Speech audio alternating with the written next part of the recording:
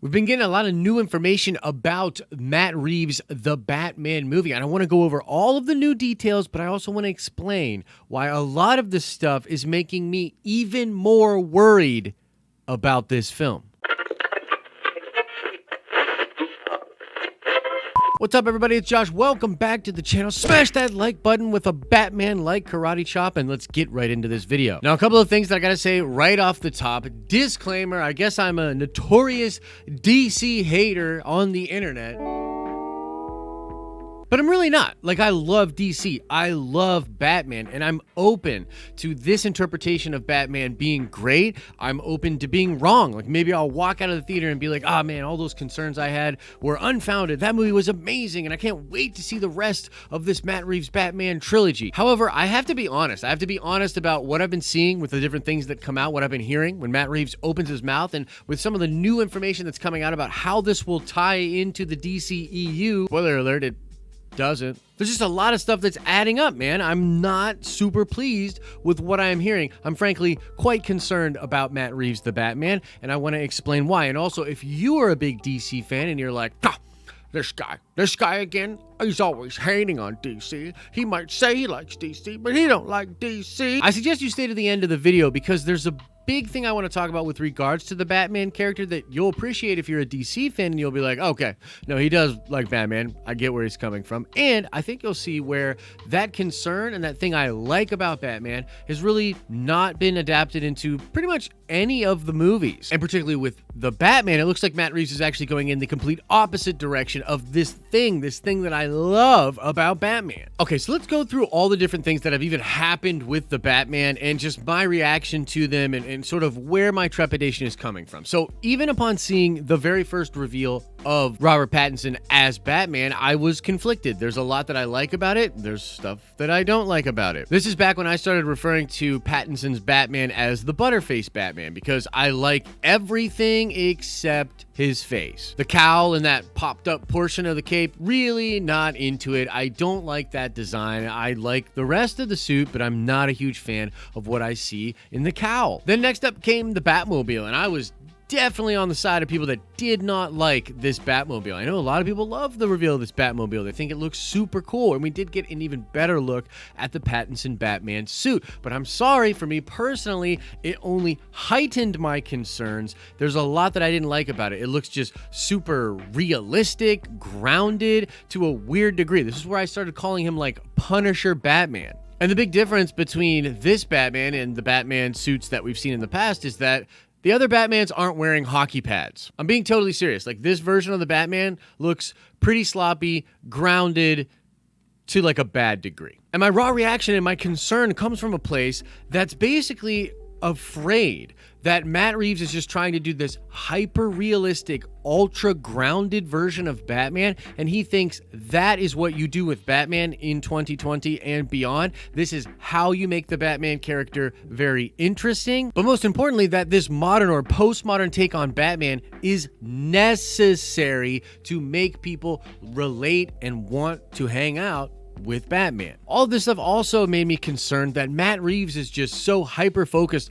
on giving us his version of Batman. He really wants his Batman to stand apart from all the other versions of Batman. And it just feels like he's more concerned with that than actually doing a great Batman story or even a great version of Batman. Like, this is a Hollywood thing. I get so frustrated by this because it's like Hollywood people, they have this just baseline knowledge of who Batman is, and they're like, oh, no, yeah, I know Batman. I've seen all the movies. And they want to do their version of Batman movies when it's like none of them dig into the comic books and understand why he's a great character and then try to explore other great things that happen to him in the comic books on the silver screen. I hate this idea that like the only way to make Batman interesting is to make it all hyper realistic so you could actually see it happening in your day and age. You could see someone actually putting this suit together and going out and fighting crime. It's like, I don't want to watch the Phoenix Jones documentary on this guy actually beating people up and stopping crime in the real world. I want to watch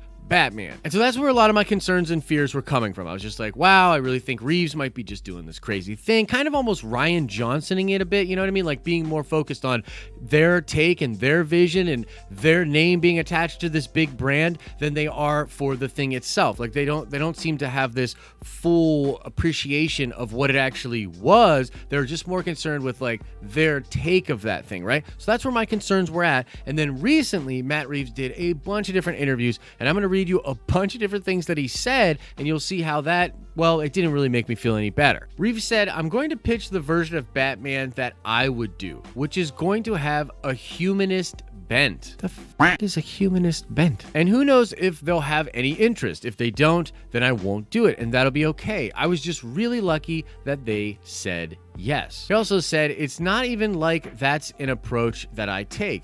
Like it's some kind of idea of, wouldn't it be great? It's sort of the only thing that allows me to understand how to do it. I can only understand where the camera goes and how to talk about the story, how to write the story, how to talk to the actors. If I understand emotionally what it is I have to do. Otherwise, I'd be lost. Some people are incredible choreographers. They know how to create an incredible visual dance or all that kind of stuff. And I love that kind of stuff. But at the end of the day, I have to understand it emotionally. He says, I wanted to do not an origin tale, but a tale that would still acknowledge his origins in that it formed who he is.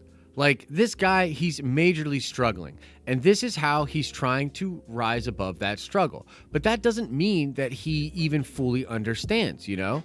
It's that whole idea of the shadow self and what's driving you and how much of that you can incorporate and how much of that you're doing that you're unaware of. It just felt like, well, what I'd love to do is get a version of this Batman character where he's not fully formed, where there's something to do in this context with who that guy would be in this world today, and to ground him in all these broken ways. Because at the end of the day, this guy's doing all of this to deal with trauma in his past. So the dude's talking about grounding Batman in all of these broken ways. He's talking about doing Batman in this very unique way. He talked about all the other versions of Batman that he really likes, but the fact is he wanted to do his version of Batman. He wasn't going to do it unless the studio allowed him to, and he really wants his version to stand out amongst all the other versions. So that sounds like, to me, I was pretty much spot on with a lot of my different concerns. I mean, frankly, the dude doesn't want to do a version of Batman that we've seen before or that's been in the comics. He wants to do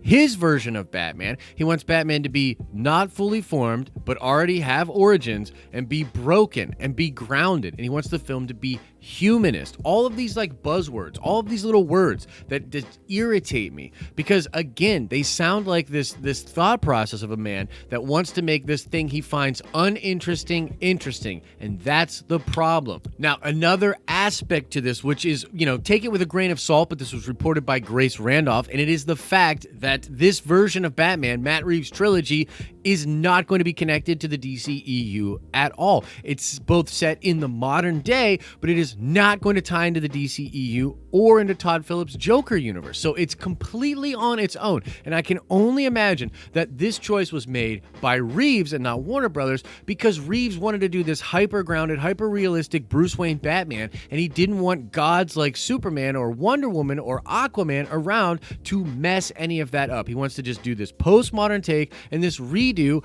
of the Batman character. And here's my problem with this, folks. This is where it's all coming to a head for me. I think one of the things that people don't recognize when it comes to Bruce Wayne and or Batman is that one of the things that makes him so damn interesting is the fact that he doesn't have any powers, that he is for, you know, most intents and purposes, a normal individual that just has a lot of money and has an incredible intellect and is driven by trauma, and yet he can actually stand up to the different gods. He can exist in a world where there are a ton of different crazy superheroes, and he not only does, you know, pretty well holding his own, but he's usually 3 to 4 steps ahead of most of these different people, and he can beat them. That's what makes Batman interesting to me. It's like when I think of some of my favorite Batman stories, or just my favorite moments in the comic books with Batman, it's all with this like idea, like Like, Batman is just this thing in DC Comics that he's just so powerful. He's so prepared.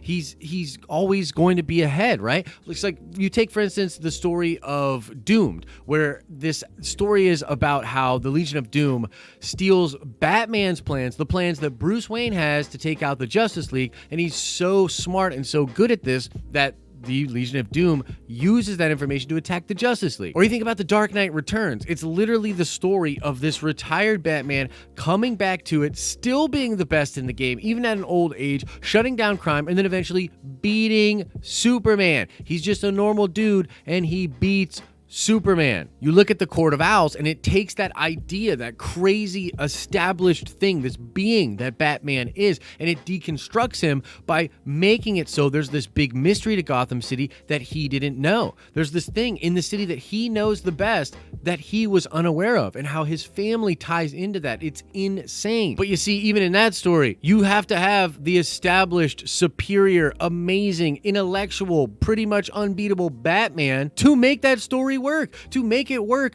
the whole audience comes into that story knowing who Batman is, knowing how badass he is, how much he knows Gotham like the back of his hand, and all those things. That's what makes that story work. And so great comic book writers have been able to take this idea of Batman, this amazing thing that Batman is, and find out how to work an interesting story juxtaposed against that figure. But it seems like filmmakers just want to make cool films on postmodern takes of how to make this character work in the real world. I'm sorry, that's not what makes Batman interesting. When Batman got a white lantern ring and just realized all these crazy things about the cosmos, he was one of the most powerful beings ever because of that crazy intellect we knew Batman had. It's like he doesn't have powers. When you start to give him powers, it's insane. When he gets on the Mobius chair, it's the same thing. It's crazy. Bruce Wayne, that intellect, that mind, with the power of the Mobius chair and the knowledge backed up with that, it's insane. When Batman gets the Justice League to help him create the Hellbat armor, which gives him the power to fight against the people of Apocalypse and Darkseid himself,